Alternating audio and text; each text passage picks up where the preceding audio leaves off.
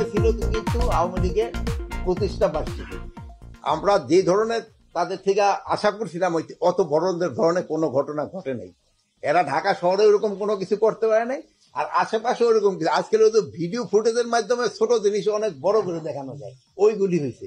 বড় কোনো কিছুই করতে পারে নাই, তারা আস্তে আস্তে কিন্তু একেবারে নিষ্ক্রিয় হয়ে যাচ্ছে। আপনারা জানেন যে আমাদের নির্বাচনও খুব ঘনিয়ে আসতেছে, এই ব্যাপারেও আমাদের কিছু আলোচনা হয়েছে। নির্বাচনের ব্যাপারে আলোচনা হয়েছে যেন আইন শৃঙ্খলা পরিস্থিতিটা যেন ভালো থাকে, এই জন্যই কিভাবে আমাদের আইন শৃঙ্খলা পরিস্থিতি ভালো রাখা যায় এবং ভালো থাকে এই ব্যাপারে আলোচনা হয়েছে। এবং আমাদের এখানে মোটামুটি সব বাহিনী প্রধানরা একটা এনশিওর করছে যে ওই সময় পরিস্থিতি ভালো থাকবে। আর একটা জিনিস, নির্বাচনে আইন শৃঙ্খলা পরিস্থিতি ভালো থাকাটা শুধু আইন শৃঙ্খলা বাহিনীর উপরে নির্ভর করে না, যারা পার্টিসিপেট করে তাদের উপরেও কিন্তু নির্ভর করে। এই জন্য আপনারা সবসময় বলবেন, তাদেরও বলবেন, যদি নির্বাচনটা ভালো হয়, যে জিতে তার জন্য কিন্তু একটু ভালো হয়, ভালো নির্বাচনে জিতলে। আর যদি কোনো রকম অসুবিধা হয় সেসব কিন্তু লোকজন বলে এই নির্বাচন ভালো হয় না, জিতেন।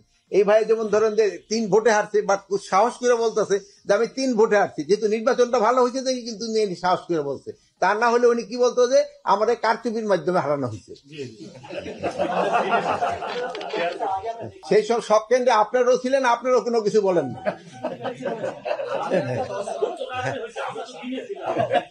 শোনেন, আপনারা কিন্তু আজকাল মাশাআল্লাহ রাত্রে দিনে এবং সবসময় আপনাদের পাওয়া যায়, এটা সত্যি।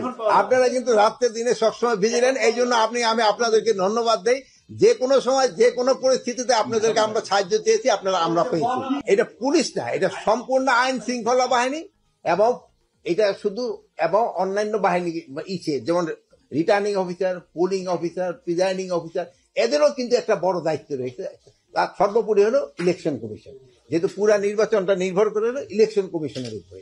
তারাই কিন্তু এই বাহিনীগুলি সেই সময় কিন্তু সবাই তার আন্ডারে কাজ করে। এই যে ঘটনাটা সিটা যেটা, এইটা মানে কেউ এই ধরনের ঘটনা আশা করে নাই, এটা জন্য আমরা সবাই দুঃখিত।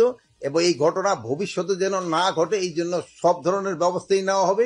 এবং এই ঘটনাটা কোনো অবস্থায় কিন্তু মেনে নেওয়া যায় না।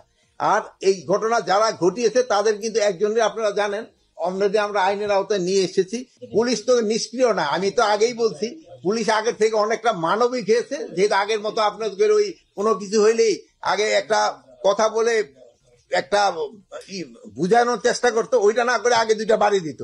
এই জন্য আপনারা বলতেন পুলিশ খুব অ্যাক্টিভ। এখন হলো পুলিশ আপনাদের সাথে আগে আলোচনা করে সমস্যাটা সমাধান করতে যায়, এই জন্য আপনারা ভাবেন যে পুলিশ নিষ্ক্রিয়। আগের পুলিশের সক্ষমতা আমি বলবো আগের থেকে অনেক বেড়েছে। আমি গতকালকে একটা ট্রেনিং ইনস্টিটিউট ভিজিট করে আসছি, আপনারা হয়তো জানেন, টাঙ্গাইলে। আমি দেখি তাদের ট্রেনিং এবং অন্যান্য জিনিস এবং তাদের মনোবল আগের থেকে অনেক ভালো হয়েছে। এখন নির্বাচনটা কবে, আপনারা একটা তো মোটা একজাক্ট তারিখটা ঘোষণা হয়, বাট একটা অ্যাপ্রক্সিমেট ঘোষণা হয়েছে। যেমন টার্গেট থাকে না সবসময়, কতগুলি আছে একটা পিন পয়েন্ট টার্গেট, কতগুলো এরিয়া টার্গেট। বাট আমরা কোন এরিয়াটা হচ্ছে ওই এরিয়াটা তো আইডেন্টিফাই করি, একেবারে পিন পয়েন্ট আমরা করতে পারি না। পিন পয়েন্টটা করে দিবে ইলেকশন কমিশন। এটা হলো আমি ওই এরিয়াটা ধরে আগাচ্ছি, আর পিন পয়েন্টটা যেদিন করে দেবো সে সময় পিন পয়েন্টটা ধরে আগাবো। গতকালকে ছিল কিন্তু আওয়ামী লীগের প্রতিষ্ঠা বার্ষিকী।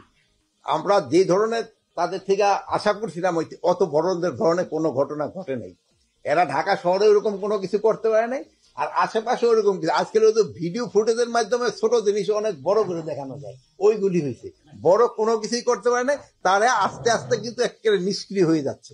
মব ভায়োলেন্স বন্ধ করা যাচ্ছে না, কিন্তু মব ভায়োলেন্স কমায় আনা হয়েছে অনেক, আগের থেকে অনেক কমছে।